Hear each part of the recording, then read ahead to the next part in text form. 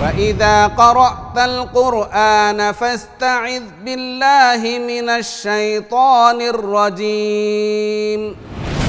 جب تم قرآن مجید پڑھنے لگو تم اللہ تعالیٰ کی پناہ لے لیا کرو شیطان مردود سے۔ اعوذ میں پناہ مانگتا ہوں، باللہ اللہ تعالیٰ کی، من الشیطان الرجیم شیطان مردود سے۔ قرآن مجید پڑھنا ایک عبادت ہے، یہ خیر کا کام ہے۔ جب کوئی خیر کا کام کرتا ہے تو شیطان آ کر کے وسوسہ ڈالتا ہے۔